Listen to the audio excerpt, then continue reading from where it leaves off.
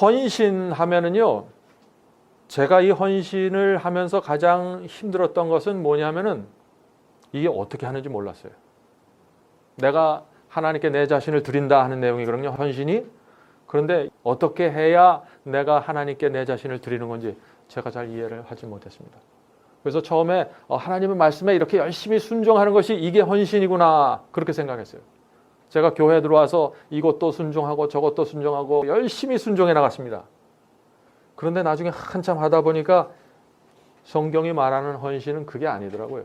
그래서 오늘 헌신이 무엇인지 하나씩 읽어보면서 찾아가도록 하겠습니다. 제가 읽어가면서 잠깐 멈추면서 우리가 의견을 나누는 그런 방식으로 공부를 하겠습니다.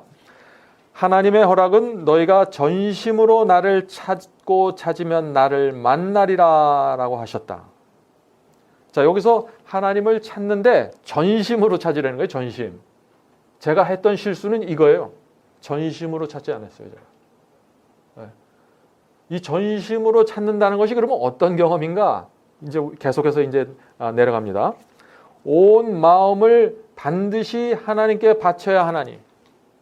헌신의 경험은 뭐냐면 온 마음을 반드시 바쳐야 된다 그랬어요. 반드시. 만일 그렇게 아니하면, 계속 읽겠어요. 만일 그렇게 아니하면 우리를 하나님의 형상으로 회복시키는 그 변화가 우리에게서 결코 생길 수 없는 것이다. 굉장히 중요한 얘기죠. 온 마음을 하나님께 드리는 이 경험이 없으면은, 선제되지 않으면은 성경에 나오는 변화는 있을 수 없다는 얘기예요. 얼마나 심각한 얘기입니까? 근데 제가 이렇게 안 했어요. 저는 온 마음을 드렸다고 생각했는데, 전 생애를 다 주님께 드렸다고 생각했는데 그게 아니었어요. 이게 무슨 얘기냐 하면은요, 제가 피자 얘기로 하면은 어떨까 모르겠는데, 피자 가게 가면은 피자가 이렇게 있는데요, 거기 어떤 데는 좀 맛있는 게 이렇게 몰려져 있습니다. 그러면 아이들이요, 그거 먼저 먹어요. 피자를 똑같이 자르는데 그거 먼저 손이 가는 것 같아요. 특별히 어린 아이들이. 왜 그래요? 그쪽 부분이 맛있으니까. 근데 우리가 하나님의 말씀을 대할 때 그렇게 대해요. 내가 원하는 말씀부터 먼저 먹습니다. 그건 뭐 말씀을 먹는 순서를 제가 얘기하는 게 아니에요. 근데 그것만 먹어요. 내 마음에 와닿지 않고 동의가 안 되는 말씀은 안 먹는 겁니다. 계속 놔둬요. 그러면 내가 좋아하는 말씀만 먹고, 내가 좋아하는 말씀 속에서 내가 다 순종하는 것 같아요. 그러니까 착각하는 거죠. 내가 좋아하는 말씀 속에서 계속 순종하는구나. 착각하는 거예요. 그러면 어떻게 돼요? 어떤 문제가 생깁니까? 내가 좋아하는 말씀 속에서는 정말 순종하고 아름다운 그리스도인처럼 살아가는 것처럼 보이는데, 나도 내 자신이 그렇게 보이고 다른 사람이 날 볼 때도 그렇게 보이는데, 내가 받아들이지 않는 말씀 속에는 어떻게 해요? 그 말씀 속에서 사탄이 공격하면 여지없이 쓰러지거든요. 그래서 어떤 때는 정말 그리스도인처럼 사는 것 같은데, 또 어떤 때는 확 뒤집어져서 정말 형편없어지는 거예요. 그러면 나도 당황하는 거예요. 도대체 이게 어떻게 된 건가? 제가 세상에서 살 때는요, 일관성이 있었어요. 성경을 몰랐을 때는 항상 일관성이 있었어요. 성경을 모를 때는. 네? 항상 술 마시는 거 좋아하고, 항상 세상 사람들 어울리는 거 좋아하고, 일관성이 있어요. 그런데 그리스도인이 되면은요, 일관성을 잃어버립니다. 많은 분들이. 왜요? 말씀을 내가 원하는 것만 먹고 원하지 않는 건 제껴놓으니까. 그래서 내가 읽지 않고 내가 원하지 않는 그 말씀 속에서 사탄이 공격을 해요. 사탄은 알아요. 우리가 무슨 말씀을 좋아하고 무엇을 제껴놨는지.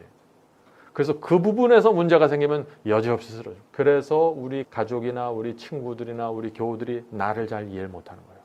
저 사람은 언제는 굉장히 경건한 것 같은데 오늘 보니까 형편없네. 이렇게 돼버리는 거예요.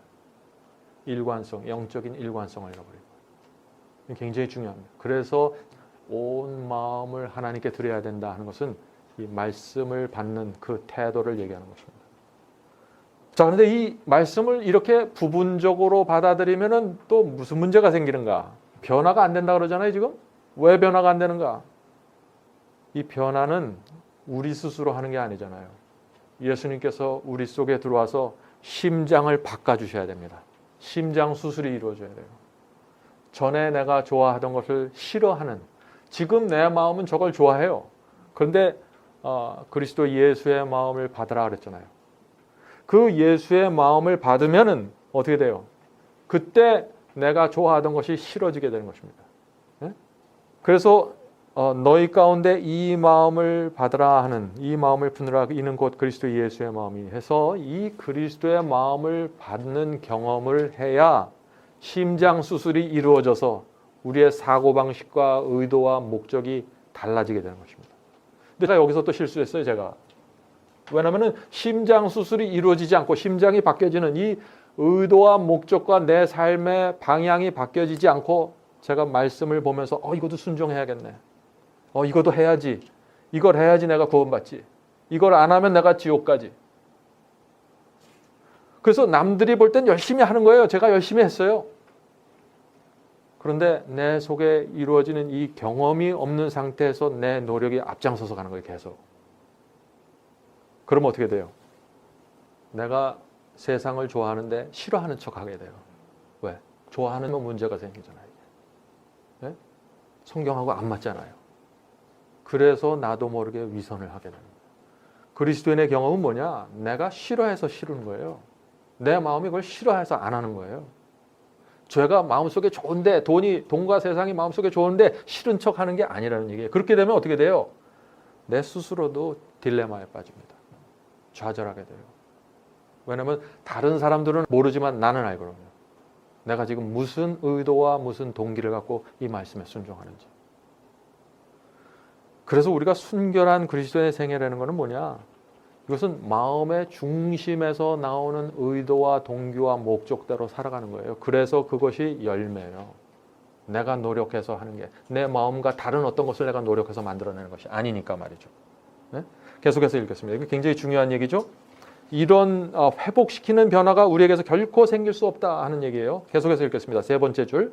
우리는 본래 하나님에게서 멀리 떠났다. 그럼 무슨 얘기를 하냐면은 우리는 결코 변화될 수 없다. 우리가 타고난 이 상태는 정말 불가능한 상태다. 속절이 없고 희망이 없는 상태다 하는 것을 얘기해요. 우리는 원래 하나님에게서 멀리 떠났다. 성령은 우리의 형편을 다음과 같은 말씀으로 진술하였다. 허물과 죄로 죽었던 너희, 에베소 2장에 있는 말씀이죠. 또 온 머리는 병들었고 온 마음은 피곤하여 성한 곳이 없고, 이사야 1장 말씀이고, 우리는 사탄의 올무에 단단히 붙들어 매인받아 그 뜻을 쫓아 그에게 사로잡힌 자. 디모데서 2장의 말씀입니다. 우리는 지금 이 말씀은 뭐예요? 불가능하다는 얘기예요. 우리 스스로의 상태는 우리가 노력을 할지라도 어떤 부분은 되는 것 같지만 그것이 지속되지 못하고 자꾸 내 속에서, 내 삶 속에서 두 가지 모습이 나타나면서 스스로 좌절하게 되는. 자, 이거 심각한 얘기죠. 여러분들 지금 제가 말씀드린 이런 경험이 이해가 되십니까?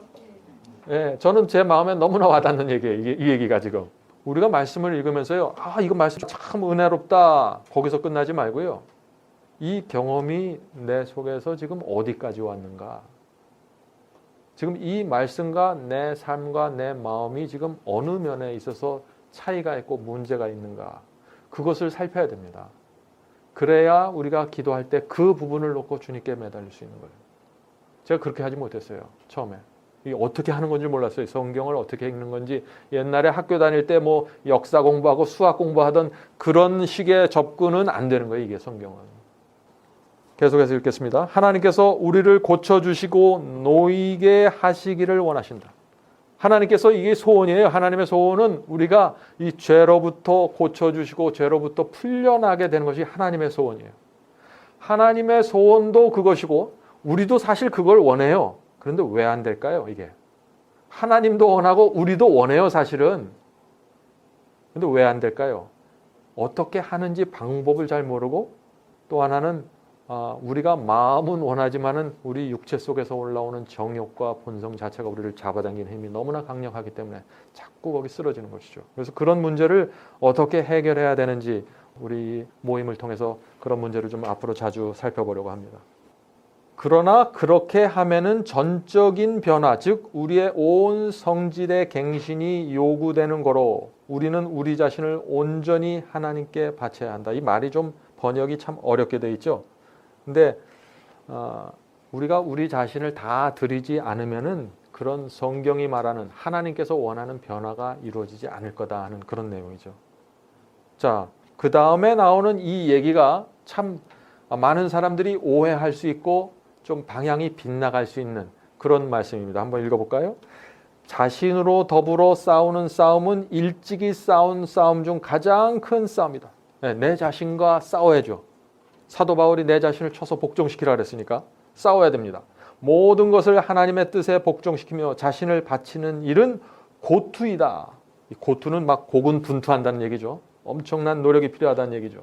그러나 심령이 새로워져서 성결케 되려면 그 심령은 하나님께 순복시켜야 한다.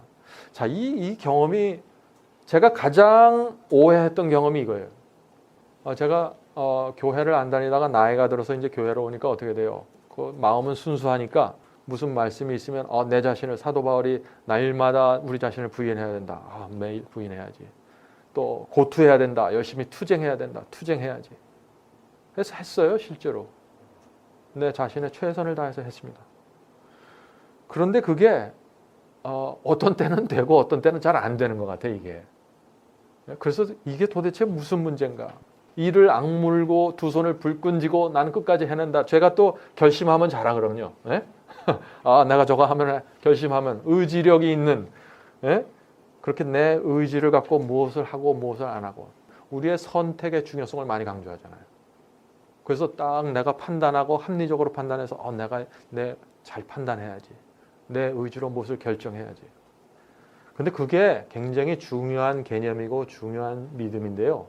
그것만 갖고는 안 되잖아요. 그것만 갖고는. 그래서 이게 도대체 그래서 이 경험을 잘못 이해하면 어떻게 되냐면은 율법적인 신앙으로 들어가는 거예요. 자기도 모르게. 다들 율법적인 신앙이 잘못됐다는 건 이구동성으로 얘기해요. 누구든지. 그러나 나도 모르게 율법적인 신앙, 무엇을 내 스스로의 의지와 결단으로 선택해서 저거 이 교리 맞지? 영혼 멸절 이게 맞는 거야. 뭐 짐승에 대한 문제 이게 맞는 거야. 내가 선택하는 거예요. 그건 맞아요. 근데 모든 것이 어떤 교리를 선택하는 것처럼 이루어지지는 않거든요.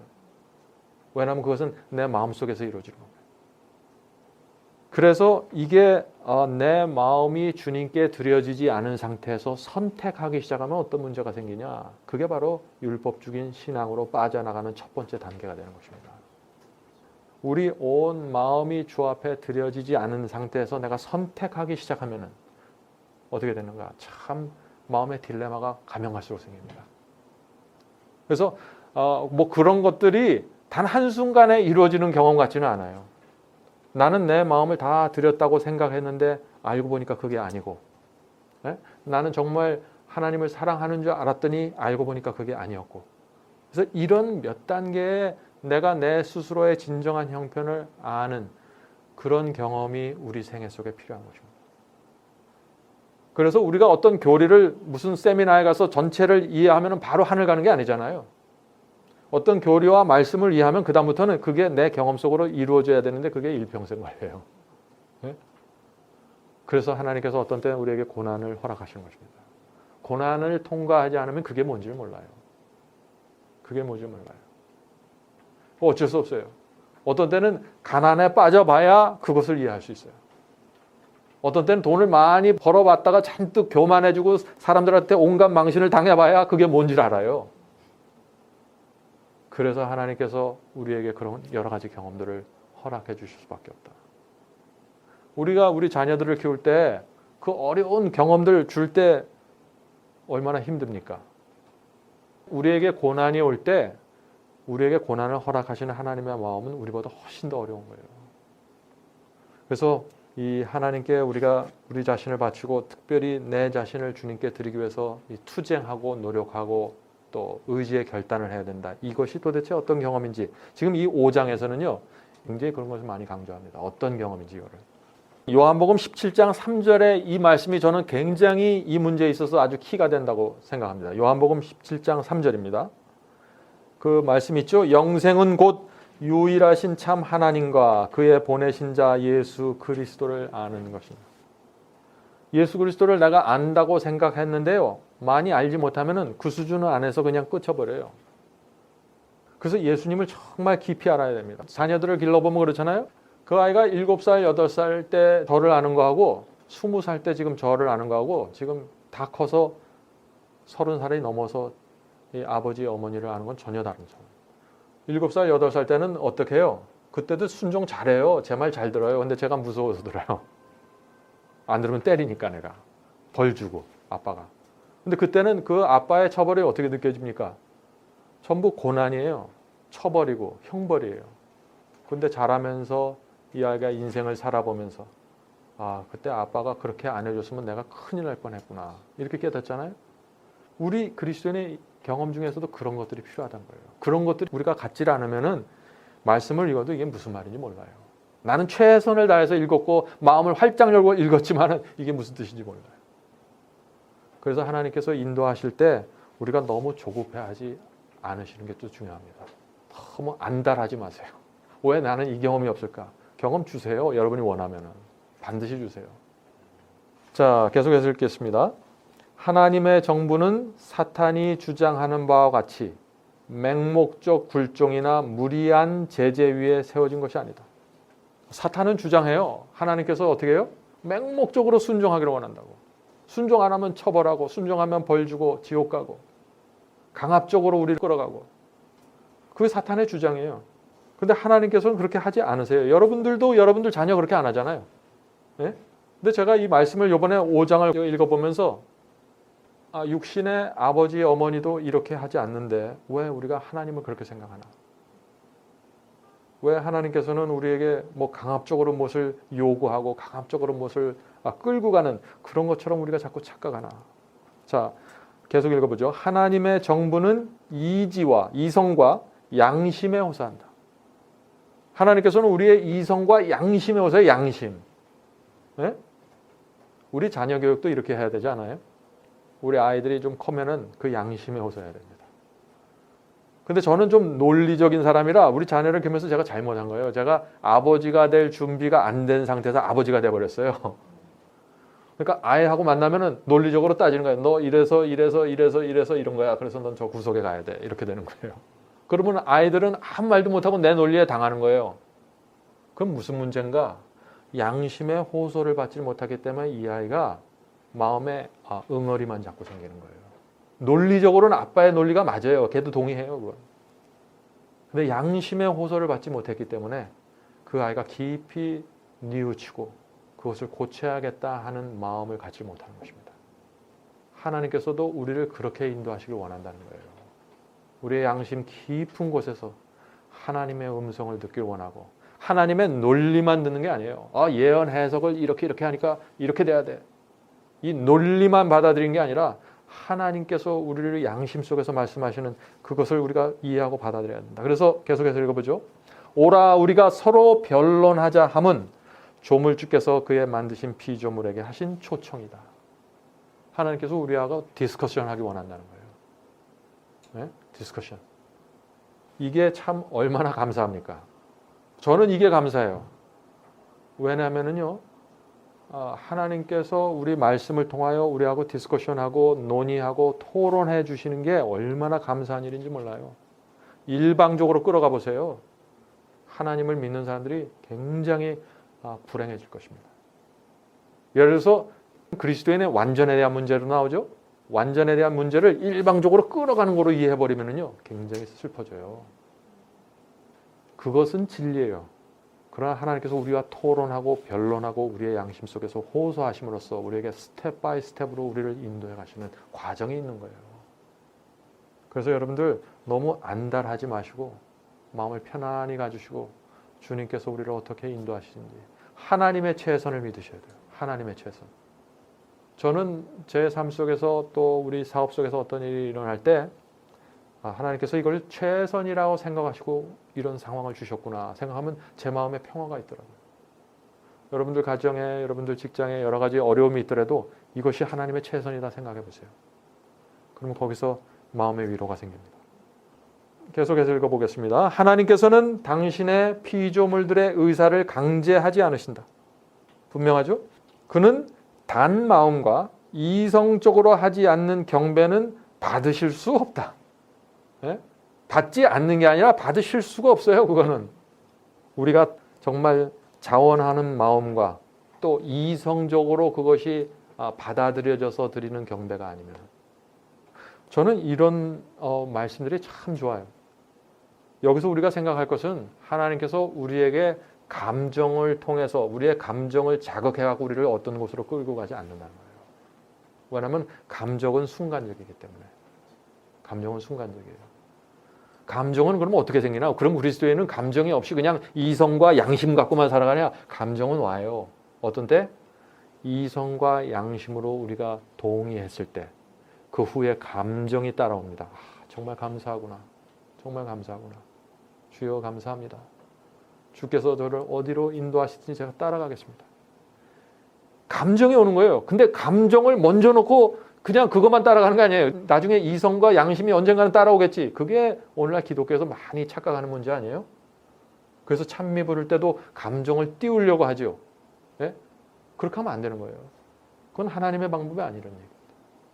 우리가 찬미를 할 때, 예배를 드릴 때, 또 설교를 하거나 또 들을 때 감정을 자꾸 올려갖고 내가 내 신앙을 드라이브하고 끌고 가려고 노력하지 마세요.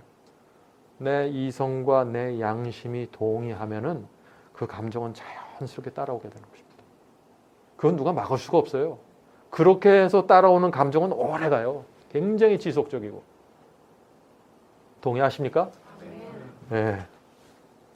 자, 다만 억지로 굴종하는 것은 마음과 품성의 진정한 개발을 방해할 것이요. 사람으로 온갖 자동 인형이 되게 할 것이다. 자동 인형이라고 했어요, 번역을. 로봇가 되게 한다는 로봇.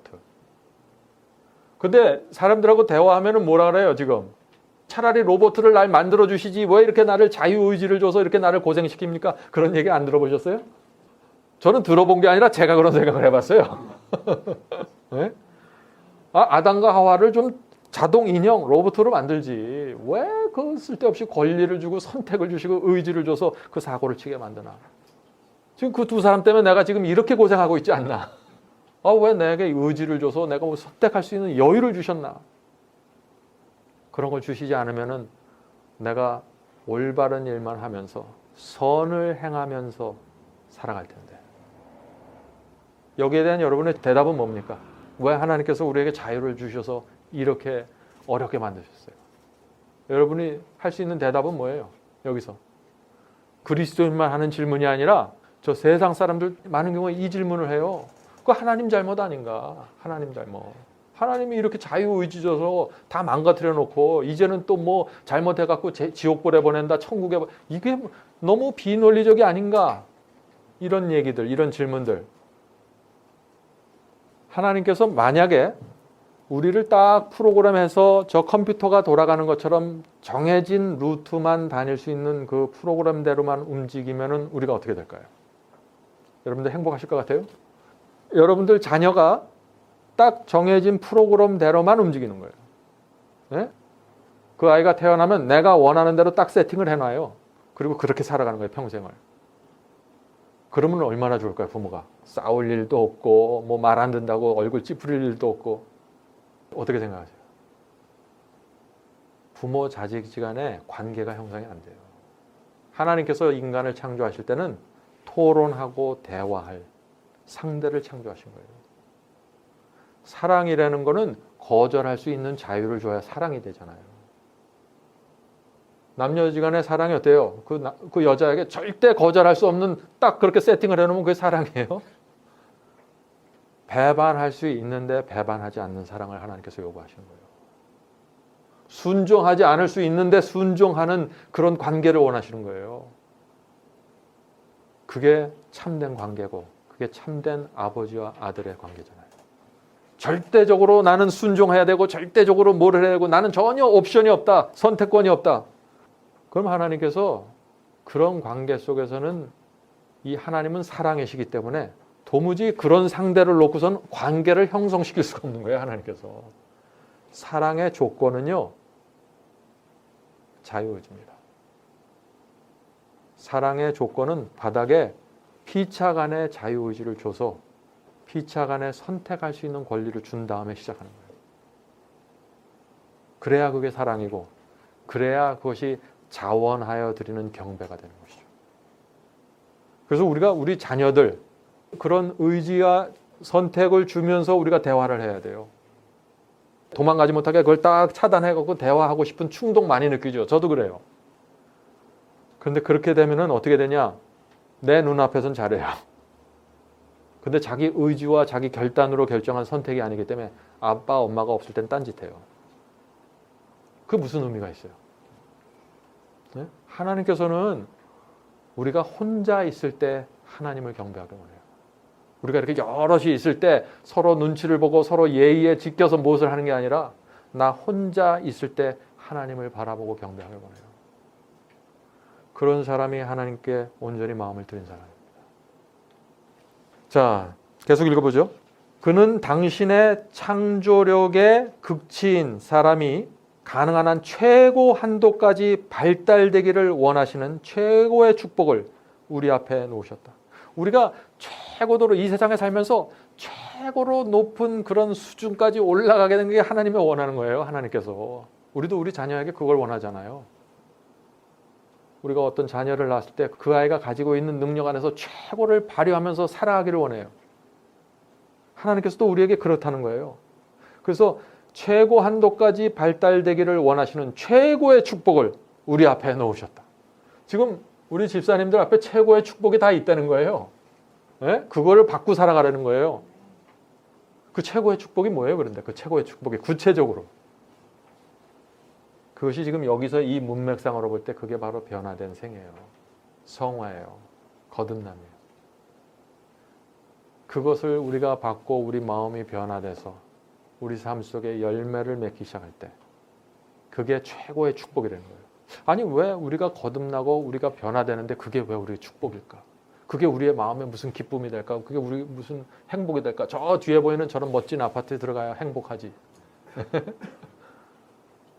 성경의 행복은 인간은 어떻게 창조됐냐면 다른 사람을 행복하게 해줌으로써 내가 행복해지는 거예요. 내 스스로 나와 내 가족만 열심히 행복하려고 노력해 보세요. 행복해지지 않아요. 결국에는. 남편이 행복해지는 방법이 뭡니까? 아내가 행복해져야지 행복해요. 아내는 누구예요? 내 남편이 행복해야 돼요. 그래야 내가 행복한 거예요. 우리 자녀들은 엄마 아빠가 정말 행복하게 살아가는 모습을 봐야 행복한 거예요.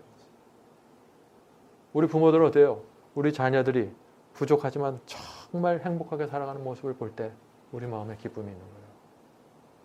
그래서 우리는 내 스스로 내가 행복해야지, 내가 무엇을 만족해야지, 내가 뭘 만들어야지, 내가 이 조건을 만족해야지, 그래야 내가 행복하지, 그렇게 생각하시면은 그거는 전혀 다른 종류의, 그건 저 세상 사람들이 하는 행복이에요. 하나님께서 우리에게 주고자 하는 최고의 축복은 뭐냐?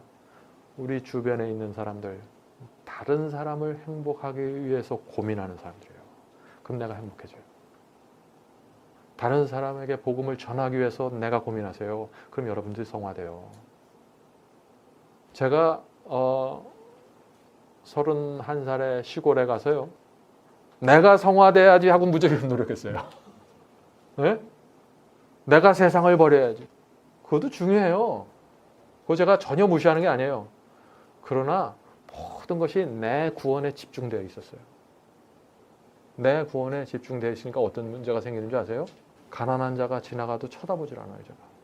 왜? 내가 더 불쌍해요. 내가 더 동정받아야 돼요.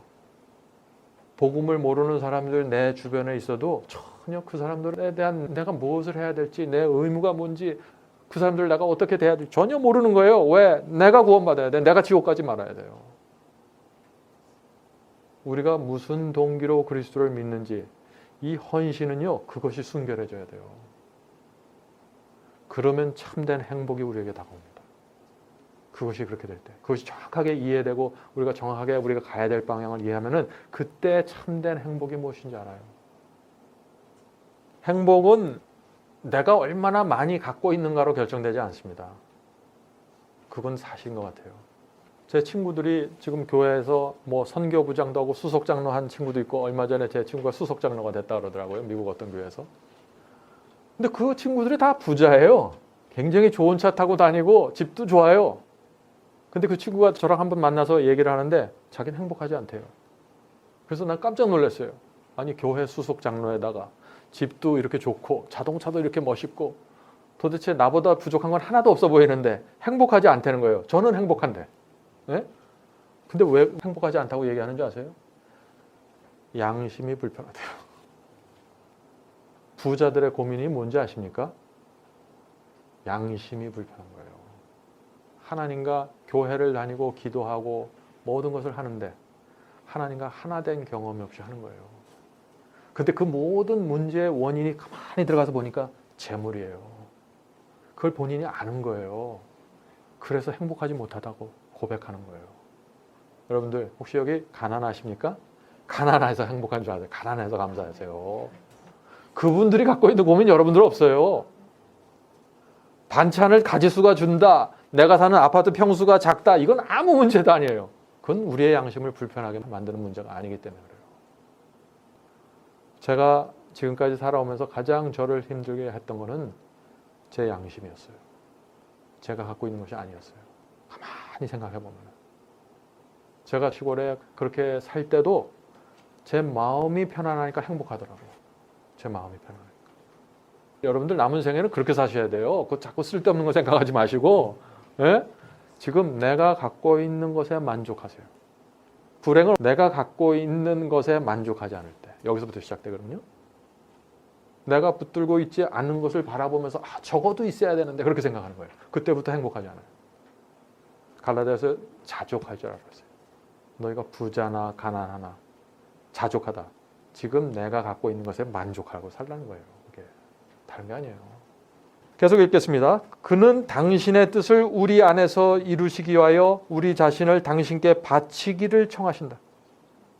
우리가 하나님의 자녀의 영광스러운 자유를 누리기 위하여 죄의 속박에서 놓이고 못 놓이게 되는 것은 우리의 선택에 달려있다. 그렇죠? 여기서 선택이 중요하죠? 죄의 속박에서 벗어나든지 붙잡혀 있는 것은 우리의 선택이다. 당연한 얘기예요. 우리가 선택하지 않는데 뭐가 이루어지겠어요? 우리가 선택을 하는 건 기본이에요. 그런데 선택을 하는데 어떤 마음으로 하냐 이거예요. 어떤 마음으로. 하나님께 마음을 드린 상태에서 이루어지는 것이냐 아니면 어떤 구원과 멸망을 놓고 어떤 축복을 놓고 그것을 위해서 내가 선택을 하고 결정을 하는 것이냐 그 얘기를 하는 것이죠. 그래서 선택은요. 내가 선택한다 그렇게 생각하지 마시고 조금 또 다른 표현은 선택은 맞아요. 그건 틀림없습니다. 근데 이런 표현으로 바꿔서 이해하면은 더 저는 제 마음에 와닿더라고요. 그것은 매달림이에요. 매달림. 문둥병자가 어떻게 했어요? 예수님께서 오시니까 주여 나를 구원하여 주시옵소서. 나를 고쳐주시옵소서. 그건 그냥 선택한 게 아니에요. 이 표현은 선택이지만 그건 단순한 선택이 아니에요. 뭐 음식을 먹을 때 이거 먹을까 저걸 먹을까 이런 정도의 선택이 아니에요. 두 가지 교리가 영원 불멸설과 영원 멸설이 있는 내가 어떤 교리를 먹을까 이런 종류의 선택이 아니라는 얘기예요. 이거는 매달림이에요. 주께서 날 버리시면 제가 갈 곳이 없습니다. 절박함이에요. 간절함이에요. 이것이 반드시 선택에 포함되어 있어야 돼요. 그것이 선택에 대한 사상입니다. 제 실수가 뭔지 아세요? 절박함과 간절함이 뭔지 몰랐어요. 그래서 선택하면 되는 줄 알았어요. 내가 결심하면 되는 줄 알았어요. 거기서 이루어지는 게 아니더라고요. 내가 얼마나 절박하고 내가 얼마나 간절하냐에 따라서 내 마음이 열려지는 폭이 달라지고 성령께서 나에게 역사해 주는 그 깊이가 달라집니다. 그래서 이 선택에 대한 문제, 이건 굉장히 중요합니다. 이 선택에 대한 문제, 또 내 자유의지에 대한 문제를 잘못 이해해버리면 어디로 빠질 수 있어요? 율법적인 신앙으로 들어갈 수 있어요. 율법적인 신앙으로 들어가면 첫 번째 나타나는 게 뭔지 아세요? 나만큼 선택하지 않는 사람은 무시해요. 나만큼. 왜? 나는 내가 싫어하는데도 이만큼 선택했는데 너는 왜 그거밖에 못해? 이럴 거예요. 왜요? 자기가 싫어하는 것을 선택해서 그래요. 내가 내 마음이 정말 원하니까 선택하는 거예요. 그래서 자꾸 지금 제가 마음을 말하죠? 마음. 내가 정말 원하니까 그걸 선택하는 거예요. 그래서 우리가 선택할 때 기도해야 되는 이유가 여기 있어요. 기도를 통해서 우리 마음이 달라져야 되니까. 우리는 타고나면서부터 교만하고 태어나면서부터 이기적인 사람이에요. 그렇기 때문에 이런 마음 갖고는 선택을 해도 억지로 선택하는 거예요. 이런 마음 갖고는 선택을 하면 교만해져요. 그래서 성경을 많이 아는 사람들이 어떤 때 교만해져. 성경을 모르고 아예 신앙도 없는 사람은 교만해질 수가 없어요. 교회 안에서. 왜? 자기도 알아요. 남도 알고 자기는 신앙 없다는 거. 근데 내가 성경을 많이 읽고 성경에 대한 지식을 많이 갖고 예언에 대한 많은 지식을 가졌는데 정말 내 심정에 내 마음의 중심에서 이루어지는 경험이 빠져버리면 어떻게 돼요? 그 다음부터는 지식 자랑하게 되고 영적인 교만으로 들어가는 거예요. 굉장히 조심해야 됩니다. 그쪽으로 빠져 들어가면 빨리 빨간불이 들어와야 돼요. 여러분들 마음속에. 아, 내가 지금 뭔가 놓치고 있구나.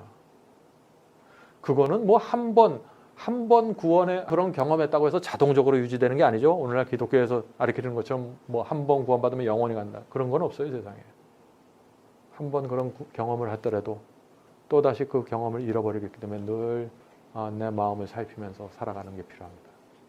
근데 이렇게 제가 늘 이런 얘기를 할 때마다 또 다른 편에서 얘기하는 거는 그거는 내가 조바심을 느낀다고 해서 되는 게 아니에요. 그냥 내 마음을 들이면은요, 이런 경험들은 자연히 따라오게 됩니다. 또 세월이 지나가면서 점점 더 깊어지게 돼요. 이게 도대체 무엇인지. 그래서 여러분들 마음을 편안하게 가지시고 대신 한 가지 말씀으로 여러분을 채우셔야 돼요. 말씀으로. 결국은 말씀해 주죠. 우리의 합리적인 사고방식과 우리의 합리적인 판단으로는 이게 되는 게 아니에요. 말씀으로 나를 채워야 돼요. 다니엘서와 요한계시록으로 나를 채워야 돼요. 그럼 그 말씀이 나를 끌고 가요. 말씀이 나를 설득해버리거든요. 제가 말씀을 안 읽었을 때는 동쪽으로 가야 그게 해답이라고 믿었어요. 제가 교회 안 다녔을 때 옛날에. 인생은 이렇게 사는 게 가장 최선이라고 생각했어요. 근데 말씀을 읽으니까 어떻게 돼요? 동쪽으로 가면 그건 안 되는 거구나. 서쪽으로 가야 되는 거구나. 내가 설득을 당해버렸어요. 하나님의 말씀에. 그러면 서쪽으로 가는 게 당연한 거예요. 그 다음부터는. 그런 경험이 있어야 된다. 그거는 말씀을 공부하지 않으면 안 돼요. 어떤 분들은 말씀은 공부하지 않고 말씀을 읽지 않으면서 자꾸 결심만 하려고 그래요. 기도만 하려고 그래요. 안 돼요. 그거는. 말씀으로 나를 채워야 돼요. 말씀으로 내가 설득당해야 돼요. 완전히. 하나님과의 변론에서. 말씀을 읽는다는 건 하나님과 변론하는 거거든요. 하나님께서 좁은 길을 가라는데 나는 넓은 길을 가기 원해요. 그래서 하나님과 나와 토론해야 돼요. 그래서 하나님께서 결국은 네가 좁은 길을 가는 게 최고의 선택이고 최선의 지혜고 최고의 행복이다 하는 게 내 마음에 설득이 돼야 돼요. 그래야 기쁜 마음으로 가죠. 네? 예수님께서 뭐라 그랬어요? 너희들이 집을 짓기 전에 먼저 계산을 해보라 그랬잖아요. 공사하기 전에. 따져보라 그랬잖아요. 왜 그래요? 예수님께서 왜 그런 말씀하시나요? 하나님은 자신 있어요. 너희들이 가만히 생각하고 따져보면은 내가 말하는 게 맞다는 것을 너희가 인정할 수밖에 없어. 하나님은 자신 있는 거예요.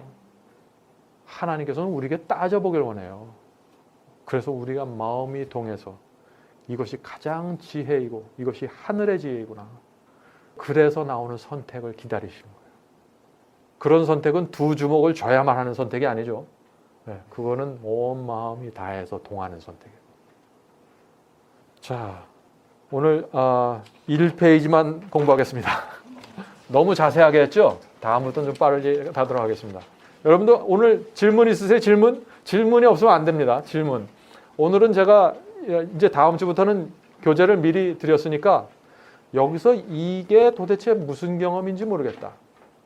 여기서 이게 도대체 어떤 말인지 모르겠다. 제가 여러분에게 다 대답을 드릴 수는 없는 거고요. 우리가 서로의 경험과 이 말씀이 의미하는 진정한 의미가 뭔지, 왜 나는 내 속에서는 이런 경험이 안 생기는 건지, 왜 이런 경험이 생겼다가 사라지는 건지, 여러 가지 질문이 있을 수 있잖아요.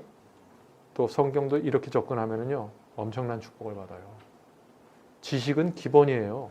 지식은 기본이에요. 지식 갖고 승부하려고 하지 마세요. 그거 갖고는 안 됩니다. 그렇게 승부하는 사람들은 저 고시 공부 준비하는 사람들이고, 그거는 우리가 기본이에요. 막달라 마리아가 여러분들 얼마나 많은 지식을 가지고 있었다고 생각하세요? 네? 삭개오가 얼마나 많은 성경에 대한 지식을 가지고 있을까요? 그 당시 지식은 누가요? 바리새인들이 다 갖고 있었어요. 근데 지식이 경험으로 연결이 안 되면 지식이 뒤틀려 버립니다. 지식이 경험으로 연결이 안 되면요, 그 지식이 내 경험을 합리화시키는 쪽으로 가버려요. 그냥.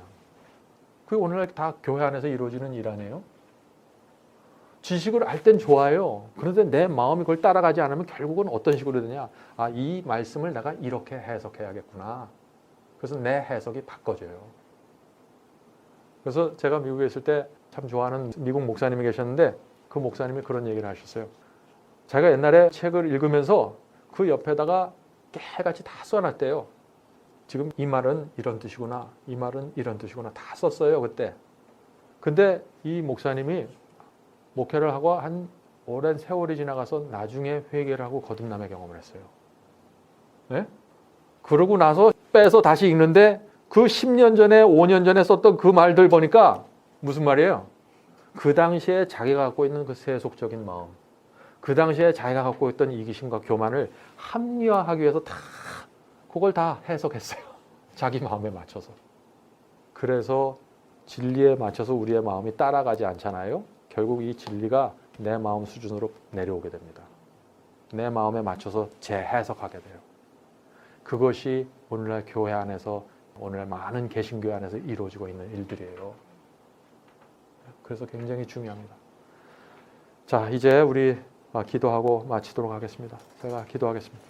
하늘에 계신 아버지, 오늘 저희가 배운 이 말씀을 저희 마음속에 새겨 주시옵소서.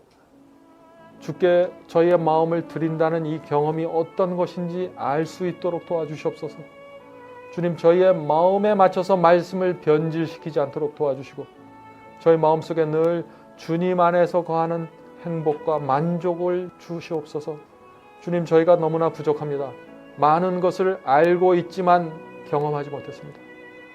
주님, 저희를 불쌍히 여겨주시고 저희의 남은 생애를 인도해 주시옵소서.